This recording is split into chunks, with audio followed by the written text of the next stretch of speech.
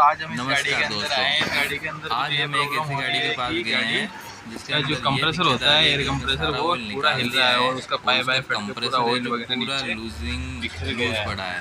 तो चलिए अपन चेक करते हैं। निकाल दिया, उसके अंदर स्टोव बत्ती वगैरह आ रही है, तो चलिए अपन चेक करते हिला जी हैं। ना, ये आप देख सकते हो जो कंप्रेसर है ये लगा हुआ है, पर जब इसको हिला रहे हैं तो इसका सारे मतलब ये जैसा कि आप देख सकते हो ये पूरा हिल रहा है, इसके स्टेट खुल गए हैं और या फिर कोई और बीमारी है। तो अपन एक बार चलिए दोस्तों अपन चेक करते हैं और वीडियो को एंड तक देखना दोस्तों, ताकि आपको बीमारी का पता चल सके इसमें क्या बीमारी आ रही है। और अभी तक आपने हमारा चैनल को सब्सक्राइब नहीं किया है तो चैनल को सब्सक्राइब भी कर देना।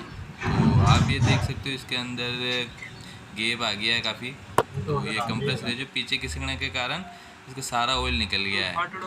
सारा ऑयल निकल गया दोस्तों, तो गाड़ी खड़ी हो गई है, चल नहीं रही है और स्टोव बत्ती आ गई है उसके अंदर। तो इसको बाहर निकालते हैं खोल के। सबसे पहले इसका दोस्तों हेड खोल देंगे। ये आप देख सकते हो इसका जो गैप है वो काफ़ी ज़्यादा आ रहा है। उससे पहले दोस्तों अपन लैपटॉप लगा के देखते हैं कहीं इसने डाउन वगैरह तो नहीं मारा है। तो सबसे पहले अपन लैपटॉप भी कनेक्ट कर देते हैं और उसके बाद में पता चल जाएगा कि अगर इसने कहीं डाउन वगैरह मारा होगा तो उसकी वजह से भी कंप्रेसर की गरारी वगैरह खुल सकती है। कहीं हाउसिंग क्रैक तो नहीं हो गया, तो अपन लैपटॉप कनेक्ट करके देखते हैं। तो डाउन मारने का ऐसा कुछ क्रैंक शाफ्ट का या कैम शाफ्ट का कोई कोड नहीं आ रहा है, तो इसने बंदे ने डाउन नहीं मारा है। ये ऑयल प्रेशर का आ रहा है, जो 415 जो कोड है वो ऑयल प्रेशर का आ रहा है, वो क्रैंक केस वगैरह का आ रहा है। बाकी ऐसा कोई फॉल्ट कोड नहीं है। तो इसको अपन क्लियर कर देंगे फॉल्ट कोड को, वो इसमें ऑयल वगैरह डालेंगे क्योंकि ऑयल सारा निकल गया होगा, तो आपको वो भी बता देंगे कि इसमें कितना ऑयल निकला था, उसकी वजह से ये कोड आ रहा है। फिल्टर भी चौक है तो लैपटॉप की ऐसी कोई बीमारी नहीं है, डाउन वगैरह नहीं मारा है। तो अपन कंप्रेसर का हेड खोलते हैं और कंप्रेसर को बाहर निकालते हैं। तो चलिए एक बार फॉल्ट कोड को क्लियर कर देते हैं, उसके बाद में उसका हेड खोल लेंगे। फॉल्ट कोड क्लियर करने के बाद दोस्तों आप ये देख सकते हो कि इस एडवांस ECM एडवांस डाटा में जा कर के आप ये पता कर सकते हो कि इसका लास्ट RPM कितना गया था। और दोस्तों अगर ड्राइवर ने डाउन मारा होगा तो भी यहाँ पे RPM शो हो जाएगा कि लास्ट RPM इसका इतना गया हुआ था। तो इसमें पूरा हिस्ट्री है दोस्तों, आप ये सारा कुछ चेक कर सकते हो। और उसके बाद में अपन वापस कंप्रेसर पे चलेंगे। तो सबसे पहले इसकी पाइपें वगैरह खोल देंगे ऊपर से और इसको हेड को अलग करेंगे। हेड को अलग करने के बाद इसके दोस्तों बोल्ट खुलते हैं, बाकी नहीं खुलते हैं। हेड को अपन ने ये देखो अलग कर दिया है। चीटिंग कर दी है तो कोई बात नहीं, चीटिंग कर दी तो उसके बाद आपको वापस बता देते हैं कि और क्या। आपको भल्लू भाई का मुंह नहीं बताएंगे कि मुंह बताने तो से आप सारा ये काम देख खराब हो सकते हो सकता है। कंप्रेसर खोलने से पहले दोस्तों इसका जो स्टीयरिंग पंप है उससे अलग कर देंगे ताकि कंप्रेसर आसानी से बाहर आ सके। तो स्टीयरिंग पंप के 2 बोल्ट लगते हैं 16 नंबर, उसको खोल के इसको अलग कर देंगे। तो दोस्तों स्टीयरिंग पंप के साथ ही ये देखो कंप्रेसर बाहर आ गया। तो ये काफ़ी टाइट छूटता है दोस्तों स्टीयरिंग पंप कंप्रेसर से, तो इसको थोड़ा पेचकस और थोड़ी अच्छी तरीके से पकड़ के खोलना पड़ेगा।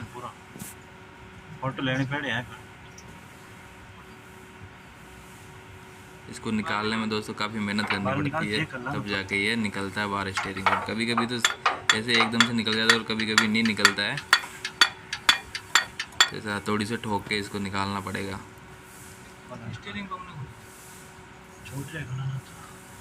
कंप्रेसर भी इसमें काफ़ी बड़ा है, तो हथौड़ी से ठोक कर इसको आसानी से बाहर निकालना पड़ेगा। देखते हैं क्या होता है।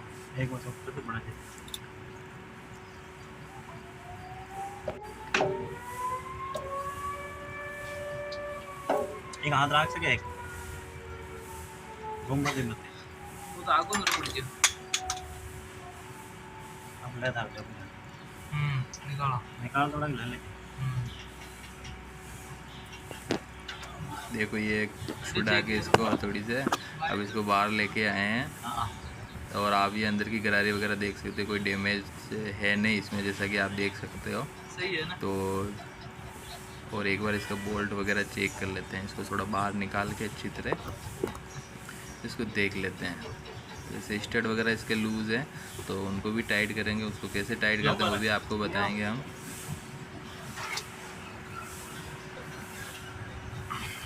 तो दोस्तों आप ये देख सकते हो कंप्रेसर को हमने बाहर निकाल लिया है। और बाहर निकालने के बाद जैसे कि अपन चेक कर पा रहे हैं कि इसका जो बोल्ट है वो भी लूज़ नहीं है। केवल ये स्टेट की वजह से दोस्तों बाहर आया है। और आप ये देख सकते हो इसका जो ऑयल निकला है, ये जो ऑयल की लेयरिंग होती है ना, ये छोटा छेद आप देख रहे हो, उसमें से इसका सारा ऑयल निकल गया था बाहर। कोई चीज़ अड़चन नहीं रही। ये दिक्कत दोस्तों थोड़ी देर ये मतलब काफ़ी टाइम पहले की चल रही थी, जैसे ड्राइवर बता रहा था कि ऑयल कम कर रही है, पर किसी ने ध्यान नहीं दिया था। उन्होंने 1-2 टेलको में चेक भी करवाया, पर उन्होंने ध्यान नहीं दिया कि ऑयल निकल रहा। तो आप ये देख सकते हो ऑयल निकल रहा था इसका बाहर। वैसे कंप्रेसर बाहर आ गया तो हाउसिंग में से भी निकलता है, पर यहाँ से ज़्यादा निकलता है, क्योंकि यहाँ से कंप्रेसर का मेन ऑयल यहाँ से सप्लाई होता है ना, तो यहाँ से ज़्यादा ऑयल निकलता है। तो अपन जैसे ही कंप्रेसर को चेक कर पा रहे हैं तो पूरा कंप्रेसर है जो सही तरीके से मूवमेंट कर रहा है, इसमें कोई दिक्कत नहीं आ रही है। तो इसको वापस अच्छी तरह साफ़ करके और इसके स्टड पहले टाइट करेंगे, उसके बाद में इसको वापस लगाएंगे। इसको अच्छी तरह साफ कर लेंगे दोस्तों, ताकि दोबारा वापस ऐसी कोई प्रॉब्लम नहीं आए लीकेज वगैरह की और लूज पॉइंट की। इसकी गरारी वगैरह सब ओके हैं।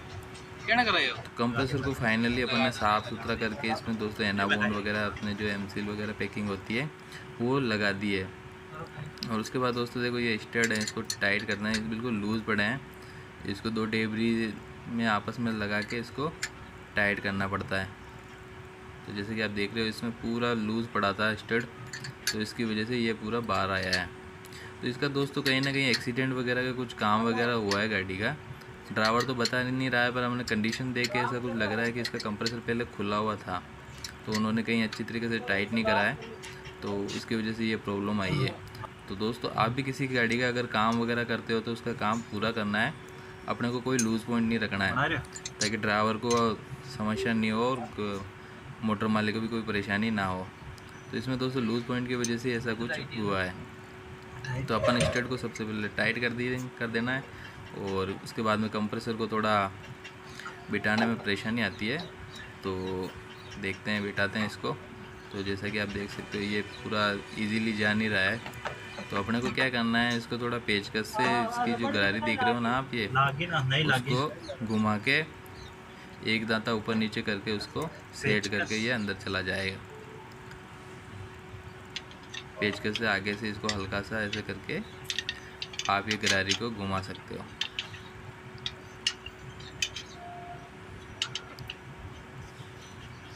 थोड़ा टाइट जाता है दोस्तों, पर गरारी को ऐसे सेट करके उसमें दांतें आपस में मिल जाती है ना, कैम की गरारी और उनके सबके, तो फिर ये सेट हो जाता है। तो आप देख सकते हो अब इसको बारीक बारीक से नॉट बोल्ट लगा के इसको सेट कर देंगे।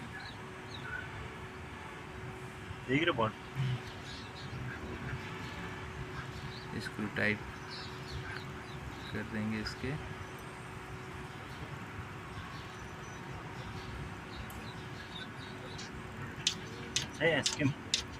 और आप देख सकते हो जहाँ हाथ नहीं जा रहा वहाँ पे भी अपना भाई कैसे बोल्ट को टाइट कर रहा है, पेचकस की सहायता से इसको टाइट कर रहे हैं। तो उसके बाद में दोस्तों स्टीयरिंग पंप को अपन लगाएंगे, स्टीयरिंग पंप को अच्छी तरह साफ कर लेंगे, ताकि इसमें भी कोई लूज़ पॉइंट वगैरह ना रहो और कोई लीकेज ना हो। वीडियो दोस्तों काफ़ी बड़ी हो गई है, थोड़ा आपको अटपटा लगेगा देखने में, तो वीडियो को पूरा वॉच करना, क्योंकि इसमें आपको काफ़ी कुछ जानकारी मिलेगी। क्योंकि स्टीयरिंग पंप को भी काफ़ी जनों को लगाना नहीं आता है, तो ये आप देख सकते हो स्टीयरिंग चौकड़ी को कैसे बिठाते हैं इसमें। ठीक है, इसका मैं थोड़ा शॉर्ट वीडियो भी डाल दूँगा यूट्यूब के ऊपर, तो आप वो भी वॉच कर लेना। स्टीयरिंग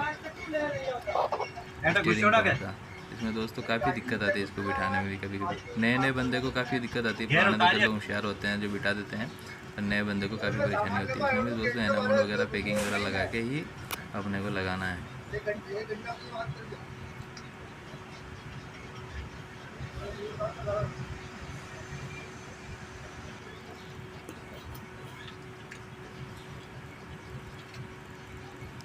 वायरिंग के क्लिप वगैरह वापस सही तरीके से बिठा देते हैं, और जैसा कि आप ये देख सकते हो इसमें कैसे बिठाते हैं, इसके ऊपर से हल्का सा उठा के फिर अंदर धकेलना होता है घुमा घुमा के।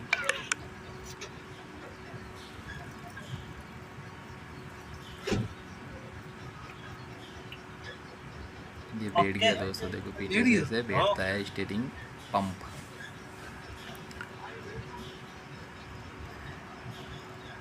ठीक है दोस्तों, अब इनको टाइट कर देंगे और अपन बारी बारी वापस कंप्रेसर हेड वगैरह को टाइट करके और आपको बता देंगे इसमें कितना ऑयल निकला था। यूट्यूब पे कमेंट में भी अब कंप्रेसर हेड को लगा देते हैं दोस्तों। ये देखो कंप्रेसर हेड को लगा दिया दोस्तों, इसके पाइप वगैरह। तो इसमें तो बारी बारी से बोल्ट टाइट करना पड़ता है अपने को, आमने सामने के बोल्ट टाइट करके इसको अच्छी तरह से टाइट करना ताकि इसका बैलेंसिंग सही तरीके से हो सके। पहले एक बोल्ट को टाइट करेंगे, उसके बाद दूसरे बोल्ट को टाइट करेंगे, ऐसे करके इसके चारों बोल्ट अपने को टाइट कर देना है। और देखिए दोस्तों अपन ने इसका सब कुछ फिटिंग कर दिया है, मैं ऊपर पूरा अच्छी कंप्लीट तरीके करना से इसकी फिटिंग कर दिया है अपन ने, पाइप वगैरह को सबको टाइट कर दिया है। और अपन देखते हैं अभी इसको, इसमें कितना ऑयल निकलता है वो भी आपको बता देंगे। तो जैसा कि दोस्तों आप ये देख सकते हो इसमें केवल 1 लीटर के समथिंग ही ऑयल निकला है। तो आप देख सकते हो कि इसमें क्या क्या प्रॉब्लम आ सकती थी। तो अब इसमें अपन नया ऑयल डाल देंगे और वो कूलेंट वगैरह डाल के इसको वापस गाड़ी को स्टार्ट करेंगे और देखते हैं कि इसमें कोई और प्रॉब्लम तो नहीं हुई है, क्योंकि लैपटॉप तो बता नहीं रहा है इसमें और कोई प्रॉब्लम हो। और अपन इसमें चेक करते हैं कि जैसा कि फ़िटिंग की है भैया ने मैंने, तो आप देख सकते हो ये अच्छी तरीके से इसकी फ़िटिंग कर दी है। और अब अपन गाड़ी को स्टार्ट करेंगे और इसमें एक स्टॉप बत्ती आ रही है, वो लैपटॉप से क्लियर नहीं हुई थी क्योंकि इसमें ऑयल नहीं था ना दोस्तों, उसकी वजह से ये क्लियर नहीं हुआ था।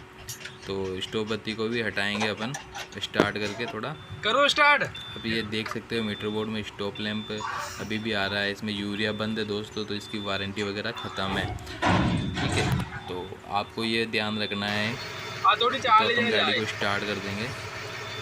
स्टार्ट करने के बाद दोस्तों आप देख सकते हो पीछे का साउंड वगैरह सब ओके आ रहा है। और एक बार हल्का सा रेस देंगे ताकि ये स्टॉप बत्ती आ रही है जो चली जाए।